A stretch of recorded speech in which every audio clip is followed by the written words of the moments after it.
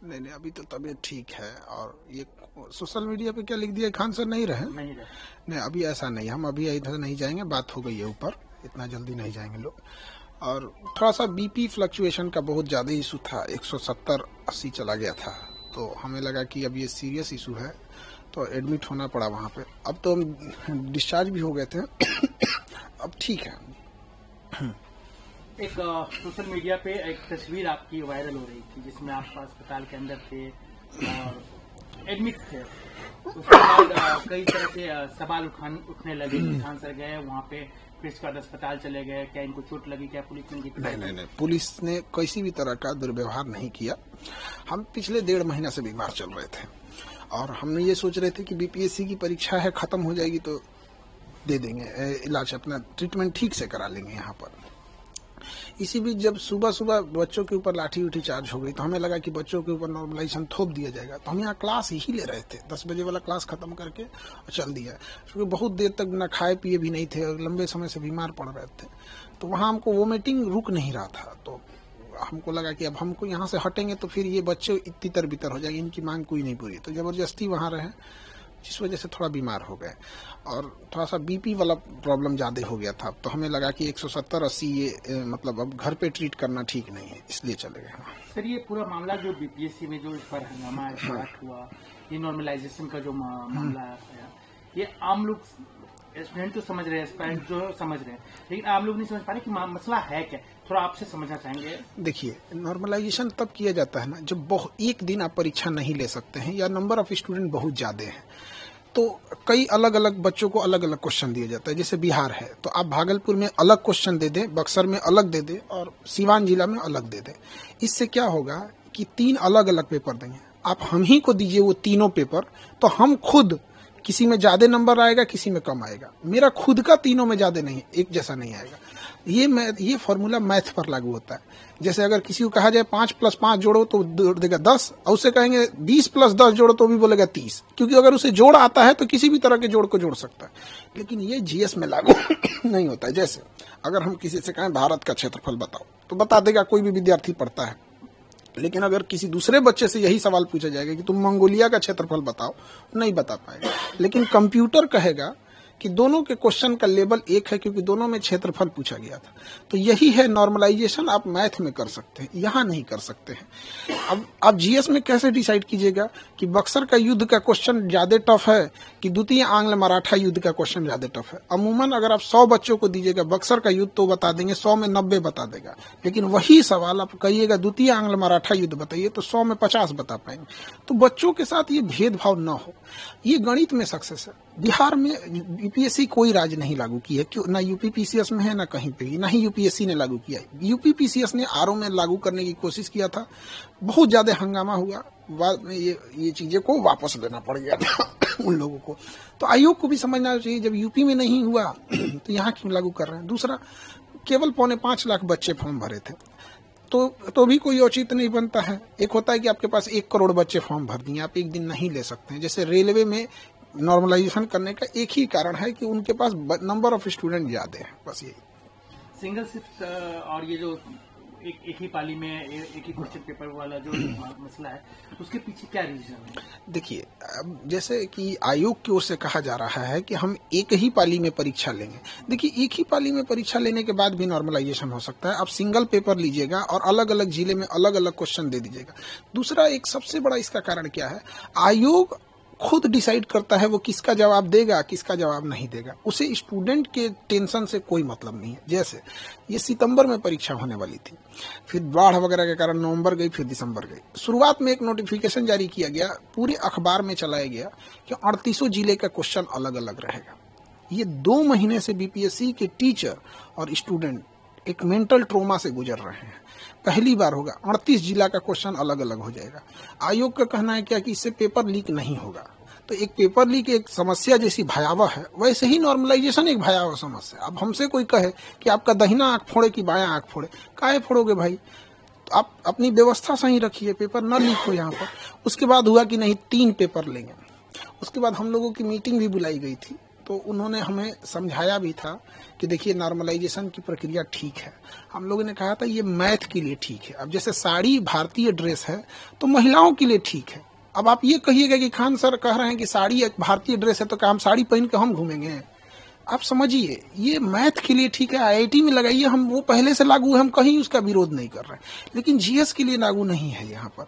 तो आयोग इसका खंडन नहीं किया और सबसे बड़ा आग में घी का काम किया। 4 दिसंबर को आयोग ने एक नोटिफिकेशन जारी किया हर एक डिस्ट्रिक्ट मजिस्ट्रेट को कि हम आपको 3 तरह का पेपर भेज रहे हैं। और यहीं से ये आग फैल गई कि आप 3 तरह का पेपर क्यों भेज रहे हैं। हम लोगों ने कहा कि आप एक नोटिफिकेशन जारी कर दिए कि इन 3 पेपर में से किसी एक का ही प्रयोग आप सभी जिला में करिएगा।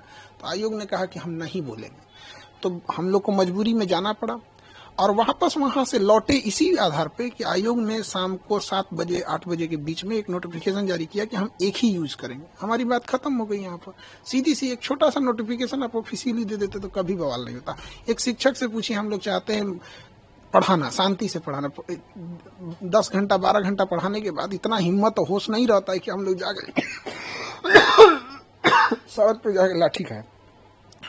लेकिन सर ये कहना चाहते हैं क्या केवल बीपीएससी नॉर्मलाइजेशन वाला पैटर्न तो नहीं अपना रही है, इससे पहले भी अपनाया गया है कई एग्जाम में? जो भी एग्जाम में अपनाया गया है उसमें 2 ही कारण रहे हों। या तो उस एग्जाम में ज्यादातर प्रश्न साइंस या मैथ के रहे होंगे जैसे आईआईटी हो गया, या फिर उस एग्जाम में 1 करोड़ से ज्यादा बच्चे बैठे होंगे जैसे रेलवे हो गया। तो जब बच्चे ज्यादा बैठ जाते हैं तो वहां मजबूरी के कारण लेना पड़ता है, क्योंकि किसी राज्य की क्षमता नहीं है कि 1 करोड़ परीक्षा एक दिन में करा ले। और साइंस और मैथ में है कि वो नॉर्मलाइजेशन साइंस मैथ के लिए बना ही है।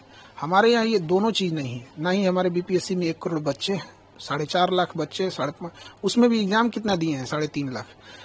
तो आयोग के पास एक अनुभव होना चाहिए कि जितने फॉर्म भरते हैं वो सारे एग्जाम नहीं दे देते हैं। और दूसरा, हमारे यहाँ जीएस भी नहीं है। पेपर लीक की समस्या कितनी बड़ी समस्या मानते हैं? क्योंकि जब भी होता है बिहार में हल्ला होता है कि पेपर लीक हो गया, हर जगह से यू छापा मारना चालू करती है, कहीं पकड़ाते हैं कहीं पकड़ाते हैं, तो कितनी बड़ी समस्या है बिहार की?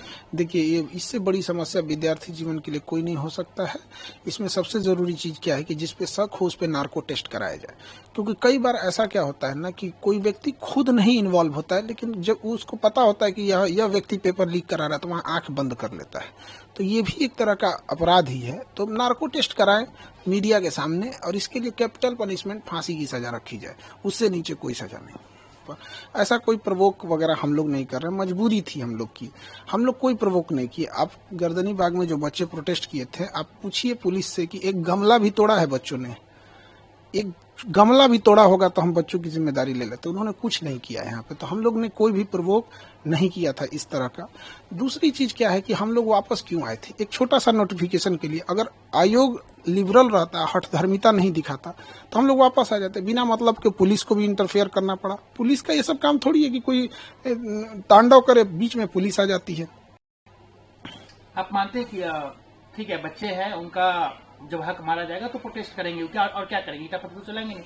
लेकिन जब वो प्रोटेस्ट करने जाते हैं तो जिस तरीके से उन्हें ठंड में पीटी गई, दौड़ा के मारा गया, किसी का हाथ टूटा, किसी का पैर टूटा, ये बिल्कुल गलत है। वो बच्चे भी जो अधिकारी बने हैं लोग, वो भी एक समय में स्टूडेंट थे। और वो जितने वर्तमान अधिकारी हैं उनसे ही पूछते हैं क्या आप अपने स्टूडेंट लाइफ में नॉर्मलाइजेशन बर्दाश्त करते? वो नहीं बर्दाश्त करते। तो बच्चों को भी पीटा गया वहां पर, ये गलत था। यहाँ पर हम लोग भी जब बीपीएससी के लिए जा रहे थे तो डिटेन किया गया थोड़ी देर के लिए, बाद में छोड़ा गया जब नोटिफिकेशन आ गया तब। सर ये बताइए कि खान सर नॉर्मलाइजेशन को लेकर अब क्या करेंगे, आगे क्या करेंगे? अब ये 2024 में तो नहीं हुआ, 25 में भी लागू नहीं होने दिया जाएगा। अब इसके लिए हम लोग जहां भी जाना पड़े, संबंधित अधिकारी जिनको अवगत कराएं इन सब चीजों से, यही हम लोग। पेपर लीक हुआ है सर? अभी यहाँ पे तो आयोग अपना प्रेस कॉन्फ्रेंस अभी दिया है। अब उसके में आगे क्या कर रहा है आयोग का, अभी पूरी प्रेस कॉन्फ्रेंस चल ही रही है उनकी। ये प्रेस कॉन्फ्रेंस आयोग का खत्म हो जाता है तब हम कुछ बता पाएंगे, क्योंकि अभी तो प्रेस कॉन्फ्रेंस रनिंग है। रद्द कर दिया गया। हाँ, ये तो अभी बापू परीक्षा परिषद वाला को रद्द किया गया है। आगे पूरी प्रेस विज्ञप्ति क्या आती है, अभी वो प्रेस कॉन्फ्रेंस रनिंग में है, तो हम अभी पहले उसको पूरा देख लेंगे तब बता पाएंगे। पटना एडमिनिस्ट्रेशन की तरफ से एक सीसीटीवी फुटेज जारी किया गया, उसमें दिखाया गया है कि एक सेंटर पे कैसे जो है कुछ स्टूडेंट जो है निकल जाते हैं बाहर। पटना पुलिस का कहना है कि यही लोग हैं जो पूरा अराजकता फैलाए हैं, आतंक फैलाए वो हैं। सीसीटीवी फुटेज पूरी तरह से जारी कर दिया जाए। हम लोग का भी यही मांग है कि पब्लिक को भी अधिकार होता है डेमोक्रेसी में। वहाँ पे अगर कोई स्टूडेंट अगर इस टाइप का देखिए, परीक्षा परिषद में स्टूडेंट तो मेरे ख्याल से इस तरह का नहीं करेंगे, लेकिन अगर वो सीसीटीवी फुटेज है वो तो जो होगा वो जांच का विषय है। वहाँ पर सीसीटीवी फुटेज पूरी पब्लिक को आ जाने दीजिए। अभी आयोग की मीटिंग, चूंकि प्रेस कॉन्फ्रेंस चल ही रहा है, खत्म हो जाएगा तो ही हम कुछ कह पाएंगे। सर, लेकिन एक सवाल उठता है कि कुछ भी होता है बिहार में परीक्षा से रिलेटेड, छात्रों से रिलेटेड, तो खान सर का नाम आ जाता है। आखिर क्या रीजन है? खान सर का नाम घसीटा जाता है या जबरदस्ती आया जाता है? अब नाम के लिए क्या, हमारे पास सबसे ज्यादा बच्चे हैं, हम कम फी में पढ़ाते हैं, तो ऑब्वियस बात है कि सबसे ज्यादा चर्चा हो जाता है, यही कारण है यहाँ पर। एक चीज और सवाल सर कि आगे भी जितने आप पे आरोप लग रहे हैं, मतलब जो भी लगा रहे हैं, सोशल मीडिया के जमाने में कोई भी उठता है, किसी के बारे में कुछ भी लिख देता है, तो क्या आप छात्र के साथ रहेंगे? हम छात्र के लिए मेरा जीवन समर्पित है। रही बात सोशल मीडिया पे, तो हर छोटा इंसान बड़े इंसान पे आरोप लगाता है। ये सोशल मीडिया का एक फैशन, एक ट्रेंड बन चुका है। अब कोई उठ के कहेगा कि नरेंद्र मोदी का भाषण हम ही लिख के देते हैं, तो नरेंद्र मोदी तो उसको क्लियर करने आएंगे नहीं, और वो तब तक चिल्लाते रहेगा कि हम इतने विद्वान हैं कि हम ही भाषण लिख के देते हैं। तो ये तो कोई बात नहीं ना होती है। अब आपकी तबीयत बिल्कुल स्वस्थ है? अब तो ठीक है, तबीयत ठीक है। एक चीज और सर की कहा गया कि आपको जब हिरासत में लिया गया तो क्या आपके साथ किस तरह की जांच की गई? क्योंकि आप इसके बाद अस्पताल चले गए तो लोगों को बहुत सारे सोशल मीडिया पे वीडियो वायरल हो गए कि आपके साथ मारपीट की गई है, आपकी तबीयत ठीक नहीं है, पुलिस के खिलाफ हमने देखा ट्रेंड बिहार पुलिस चलने लगी। नहीं, देखिए, ये जो भी अफवाह उड़ा रहे हैं गलत है। पुलिस ने मेरे साथ कोई ज्यादती नहीं की। थोड़े देर के लिए डिटेन रखा, जो लॉ एंड ऑर्डर के लिए पुलिस को करना पड़ता है, और वो पुलिस की, हम इसमें पुलिस का नहीं कहते हैं कि पुलिस ने गलत किया। पुलिस का जो कर्तव्य बनता उन्होंने उसको किया।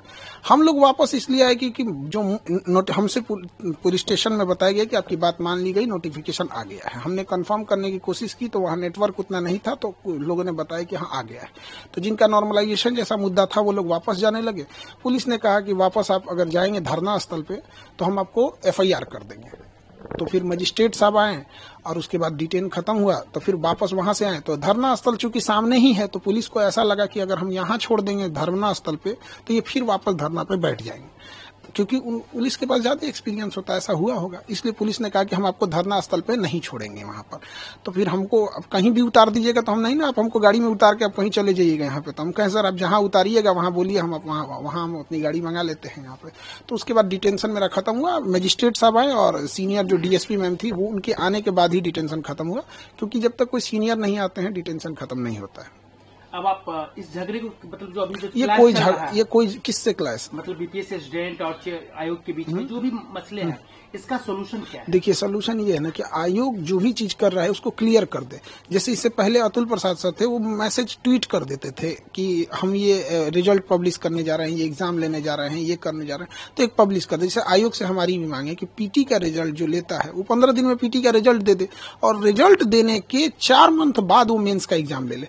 ये क्या बेवकूफी है? आप 3 मंथ बाद रिजल्ट देंगे, उसमें अब बच्चे कंफ्यूज रहेंगे कि मेरा प्रीलिम हुआ है कि नहीं हुआ है, और उसके बाद आप अचानक से आके आप कहिएगा कि 15 दिन बाद मेंस है। ये नहीं है। तो इसमें लगातार सुधार की जरूरत है, सुधार करेगा। एक अंतिम सवाल, खान सर पटना वाले तो सब जानते ही हैं, आपके ही कम्युनिटी के एक ओझा सर थे, वो चुनाव लड़ने जा रहे हैं, तो क्या मतलब आपको लग रहा है कि? देखिए, पढ़े लिखे लोगों को राजनीति में जाना चाहिए, और हम जितने पढ़े लिखे युवा हैं सबको जाना चाहिए। यहाँ जो जा सकता है पढ़े लिखे लोग में, तो उनका है अपना अच्छा काम करेंगे वहाँ जाके, और सबका अपना व्यक्तिगत डिसीजन होता है। और शिक्षित हैं तो शिक्षित व्यक्ति को हमेशा से कहा जाता है कि समाज में जाना चाहिए राजनीति में। ऐसे मत कहा जा रहा है कि आपके बारे में भी अलग, हमको चुनाव ना नहीं लड़ना है। अब हम क्लियर कर देते हैं। 24 में लोग दिमाग खा लिए थे, क्योंकि लोकसभा का इलेक्शन था, हम मना करते रह गए, भैया हमको पढ़ाने से फुर्सत नहीं है, ये 25 का इलेक्शन जल्दी खत्म हो कि मेरा सरदर्द खत्म हो। जिसको लगता है, जैसे लगता है राजनीति बहुत बड़का चीज, मतलब क्या बताए जाएंगे कि नहीं जाएंगे, हम लोग जवाब दे दे के थक जाते हैं। लोग पढ़ाने से फुर्सत नहीं है हमको। नहीं सर, खान सर, एक चीज तो आपके बारे में बार बार चर्चा आती है कि जितने भी प्रोटेस्ट होते हैं या कुछ भी होते हैं उसमें आपका नाम नहीं, मेरा नाम बस स्टूडेंट के लिए आता है। यहाँ डेली 5 प्रोटेस्ट होता है, आप मेरा नाम नहीं देखेंगे। स्टूडेंट युवाओं के, बड़े स्टूडेंट, अब चाहे बड़ा हो या छोटा हो, आप हमको किसी भी में नहीं देखे होंगे। अब जैसे किसानों की समस्या है, किसान अपनी मांग रख रहा है, वहाँ आप हमको देखे हैं? हम पढ़ा रहे हैं बच्चों को, हमारे यहाँ अगर कुछ होगा तो हम बच्चों की बात रखेंगे। यहाँ पे कौन रखेगा? एक बच्चे का यहाँ तबीयत खराब हो जाता है ना, उसको बढ़िया डॉक्टर का नाम नहीं पता रहता, पूछता है सर ये दिक्कत है, कौन डॉक्टर ठीक रहेंगे? क्या लगता है वो बच्चे यहाँ आके आयोग से लड़ पाएंगे? तो हम लोग को मजबूरी में आना पड़ता है। धन्यवाद।